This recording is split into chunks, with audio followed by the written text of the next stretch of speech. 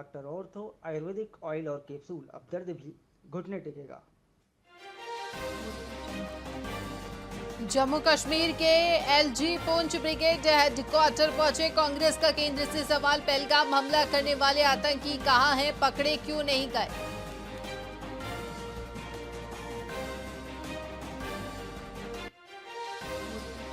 वक्फ act पर केंद्र बोला सरकारी जमीन पर किसी का हक नहीं, सुप्रीम कोर्ट में कहा 100 साल पुरानी समस्या खत्म करने की कोशिश कर रहे।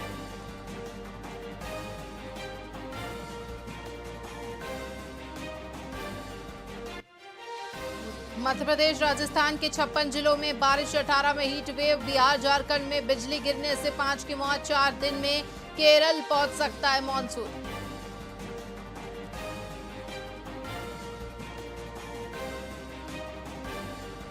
आईपीएल का गणित दिलचस्प, मुंबई में आज जीतकर पहुंच जाएगी प्लेऑफ में, दिल्ली को रेस में बने रहने के लिए चाहिए जीत, सूर्या ऑरेंज कैप के साथ।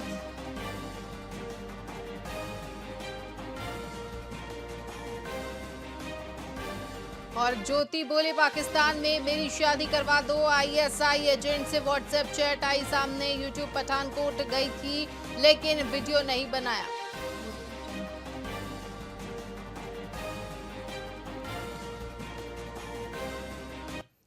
नमस्कार, स्वागत है आपका वीआईपी न्यूज में। मैं हूं आपके साथ आयुषी सुनवाने। रुक करेंगे खबरों की ओर।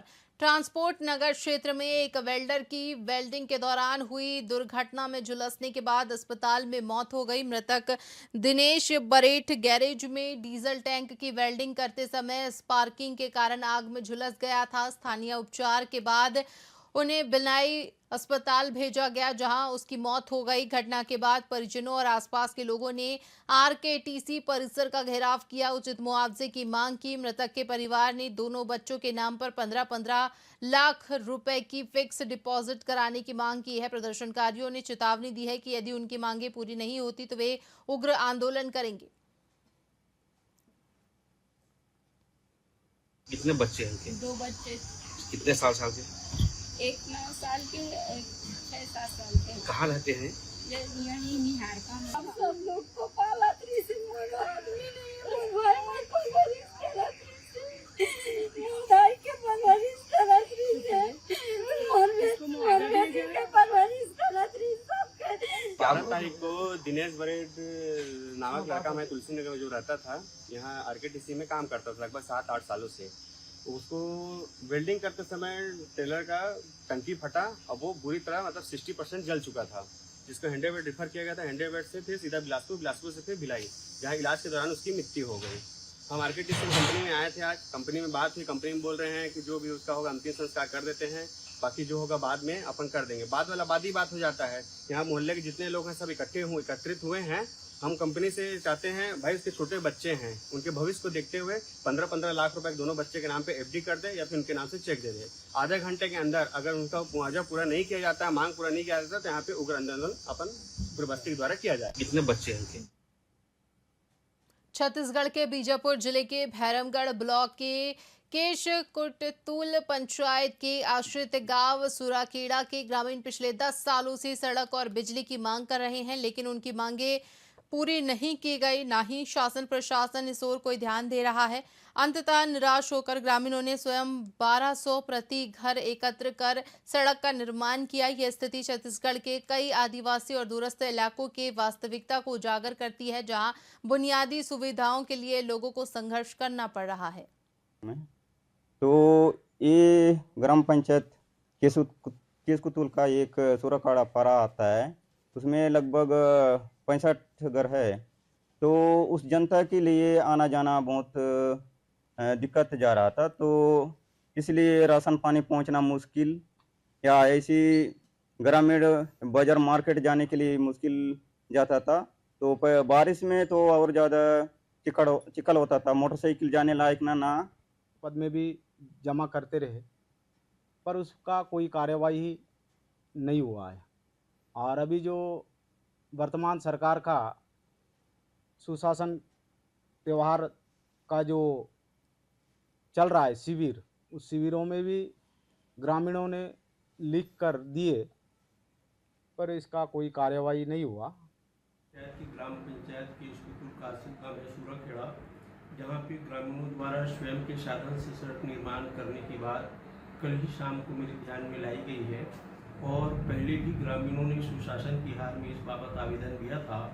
मैंने सरपंच और ग्रामीणों से चर्चा की थी कि सड़क निर्माण चाहे तो हम रोजगार गारंटी योजना में मिट्टी का स्वीकृत कर सकते हैं, लेकिन ग्रामीणों ने बताया कि वहाँ मिट्टी का खुदाई संभव नहीं है, पहाड़ी के नीचे नीचे पथरीली जमीन है।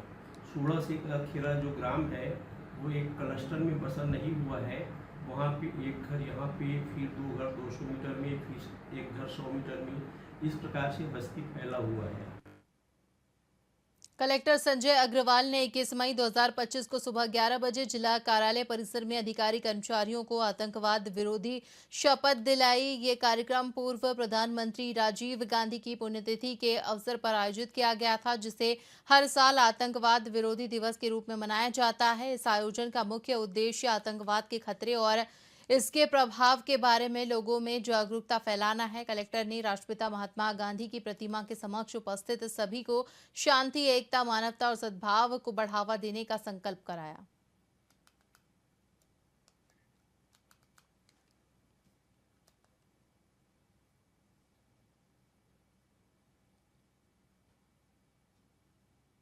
पूर्व मुख्यमंत्री भूपेश बघेल ने हाल ही में आरोप लगाया है कि छत्तीसगढ़ में चल रही सुशासन तिहार के बावजूद प्रदेश की स्थिति कुछ और ही है। उन्होंने विशेष रूप से उन विभागों का जिक्र किया जिनका प्रभार मुख्यमंत्री विष्णुदेव साय के पास है, जहां मनमानी और गड़बड़ी की स्थिति उत्पन्न हो रही है। नई दिल्ली रवाना होने से पहले मीडिया से बातचीत के दौरान बघेल ने कहा कि माइनिंग, शिक्षा, सामान्य प्रशासन जैसे महत्वपूर्ण विभागों में भारी अनियमितताएं सामने आ रही हैं। उन्होंने बलरामपुर में खनन माफियाओं द्वारा आरक्षक की हत्या का उदाहरण देते हुए इस अराजकता की स्थिति को भी जिक्र किया और साथ ही आलोचना की। इतना विष्णुदेव साय की विभाग है, सब में गड़बड़ी, चाहे वो शिक्षा विभाग की बात करें, चाहे आबकारी विभाग की बात करें, चाहे वो माइनिंग की बात करें, जितने विभाग हैं, चाहे सामान्य प्रशासन विभाग की बात करें, सब विभाग इनके पास है, सब में गड़बड़ी है। अवैध रेत उत्खनन, कांस्टेबल को दबा के मार डाले, है ना। उसके बाद अभी युक्तिकरण की बात आ रही, शिक्षकों में भारी रोष है, शिक्षकों की जो नौकरी लगी थी उसको निकालने की काम कर दी, हमने आप पर शिक्षा विभाग में मांग कर दिया गया। और उसके बाद अब देखो आबकारी में 700 दुकान खोलने के बाद, है ना, लीग नेताओं के यहाँ सब नकली होलोग्राम, नकली शराब सब पकड़े जा रहे हैं, कोई कार्रवाई नहीं हो रही। इतना विष्णुदेव साय की विभाग है। रायपुर इलाके में एक मालगाड़ी के 2 वैगन डिरेल हो जाने से आवागमन कुछ समय के लिए बाधित हो गया।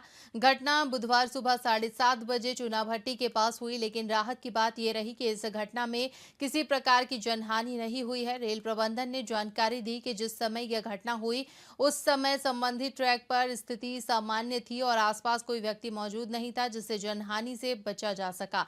यात्रियों की सुरक्षा के लिए कंट्रोलिंग करते हुए अन्य ट्रेनों को निकालने की प्रक्रिया भी शुरू की गई ताकि आवागमन पर कोई असर ना हो।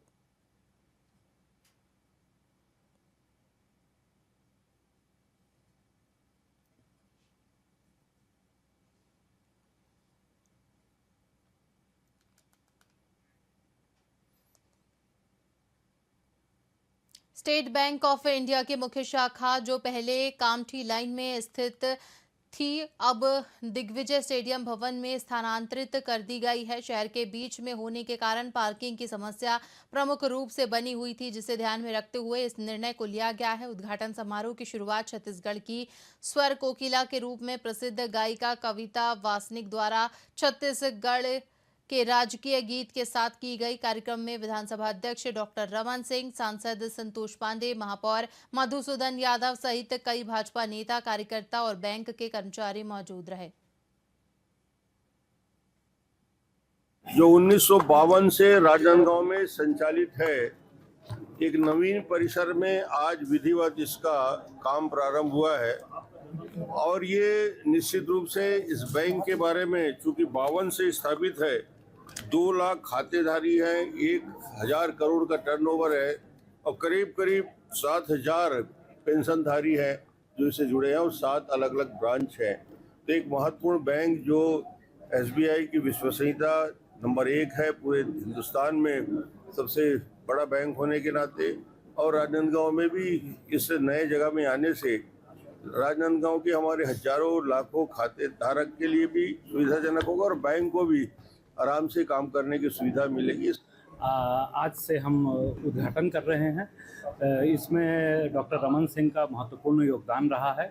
हमारे तरफ से भी सरकार को और राजनांदगांव के लोगों को के बेहतर सेवा प्रदान करने के लिए हम यहाँ आए हैं। पुराने परिसर में जैसा कि आप सभी को विदित है कि जगह की और स्पेस की और इन सब की प्रॉब्लम थी, तो हम उम्मीद करेंगे कि पहले की तरह ये 73 वर्ष का हमारा बैंक है, पहले की तरह राजनांदगांव के सभी लोगों का सहयोग और प्यार हमें मिलता रहे। जो छत्तीसगढ़ के राजनांदगांव जिले से एक सनसनीखेज मामला सामने आया है। डोंगरगांव थाना क्षेत्र में एक निजी स्कूल की शिक्षिका के अपहरण और उसे जिंदा जलाने की कोशिश करने वाले सभी आरोपियों को पुलिस ने गिरफ्तार कर लिया है। बता दें कि घटना 3 दिन पुरानी है, जहां एक प्राइवेट स्कूल में कार्यरत शिक्षिका का दिन दहाड़े अपहरण कर पेट्रोल डालकर जिंदा जलाने की कोशिश की गई। वहीं पुलिस ने गंभीरता दिखाते हुए आरोपियों को दिल्ली से गिरफ्तार कर लिया है। थाने में प्रार्थी ने शिकायत दर्ज कराई कि एक युवती को किडनैप कर लिया गया है। मामले की जब जांच पड़ताल की गई तो मामला इस प्रकार से है कि युवती को कुछ लोगों ने किडनैप करके जंगल में ले गए और उसके ऊपर पेट्रोल डाल के दबावपूर्वक उससे शादी की है और उससे वीडियो डलवाया फेसबुक में कि वो सहमति से शादी कर रही है। उसके बाद दबाव बढ़ने पर उन्होंने पीड़िता को जो है उसके रिश्तेदार के यहाँ छोड़ दिया। इसमें मामले की गंभीरता को देखते हुए इसमें विभिन्न पुलिस टीमें लगाई गई, साइबर की टीम लगाई गई। 2 आरोपियों को तत्काल इसमें घटना के बाद गिरफ्तार कर लिया गया था, रोशन निषाद और तामेश्वर निषाद। और इसका जो मुख्य आरोपी है अनूप चंद्राकर, वो मौके से फरार हो गया था और इधर विभिन्न जगहों पर लुक छिप रहा था। इसकी सूचना प्राप्त हुई कि ये दिल्ली की ओर जा रहा है, तो तत्काल यहाँ से टीम दिल्ली भेजी गई। इसके अलावा दिल्ली पुलिस से भी संपर्क किया गया और इस तरीके से इसको दिल्ली में गिरफ्तार कर लिया गया है। वर्तमान में इस पर BNS की विभिन्न धाराएं लगाई गई, गंभीर धाराएं, और इसको न्यायिक रिमांड पे भेजा जा रहा है।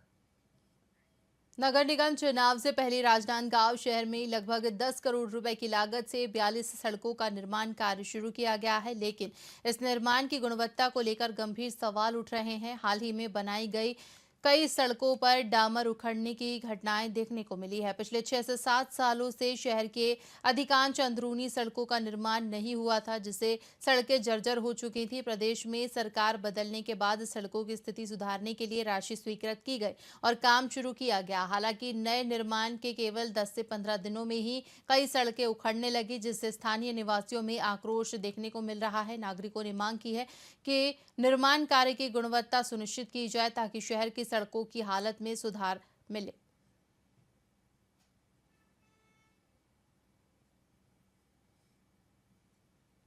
शहर में जो सड़कों के ऊपर BT का काम हुआ है और अभी कुछ सड़कें बची हुई हैं, उस पर भी हमारा काम चल रहा है। ये लगातार जो है इंजीनियर्स के सुपरविजन में हो रहा है। फिर भी यदि कहीं स्थिति है तो इसकी मैं जांच कराऊंगा और यदि ऐसी स्थिति है तो उसको फिर से हम रिपेयर भी कराएंगे। शहर में जो सड़कों के ऊपर BT का काम हुआ है,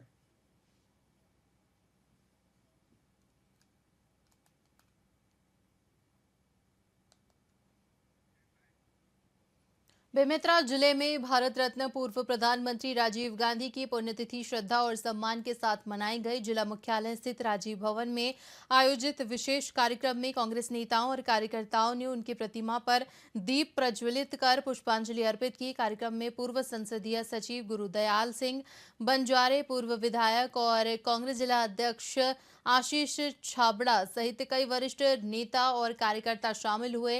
इस दौरान राजीव गांधी के राष्ट्र निर्माण में योगदान को याद करते हुए उन्हें श्रद्धांजलि दी गई। इस मौके पर त्रिस्तरीय पंचायत चुनाव में निर्वाचित जिला और जनपद पंचायत सदस्यों को भी सम्मानित किया गया।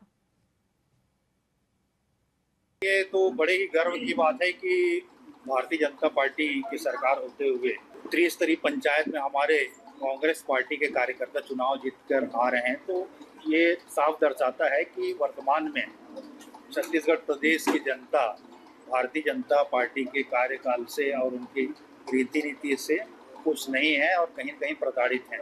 इसीलिए कांग्रेस के साथ हैं और आम जनों ने भी कांग्रेस को सहयोग किया और साथ दिया। भारत देश के पूर्व प्रधानमंत्री भारत रत्न स्वर्गीय श्री राजीव जी का शहादत दिवस का कार्यक्रम है। आतंकवादी विरोधी दिवस के रूप में कांग्रेस जन इसको मना रहे हैं और साथ ही साथ जो कि त्रिस्तरीय पंचायती राज की परिकल्पना स्वर्गीय राजीव गांधी जी ने की थी, उनकी देन थी। तो आज जिला कांग्रेस कमेटी के माध्यम से जो त्रिस्तरीय हमारे पंचायती राज के जनप्रतिनिधि हैं जो चुन के आए हैं जनपद सदस्य, जिला पंचायत सदस्य, उनका एक छोटा सा सम्मान का भी कार्यक्रम यहाँ राजीव भवन के तरफ रखा गया था, जिसमें आदरणीय हमारे गुरदयाल भाई पूर्व संसदीय सचिव उपस्थित थे और पूरे जिले के सभी पदाधिकारी यहाँ उपस्थित रहे। इसी के साथ खबरों में फिलहाल इतना ही। तमाम बड़ी खबरों के लिए देखते रहिए VIP न्यूज। मुझे दीजिए इजाजत। नमस्कार।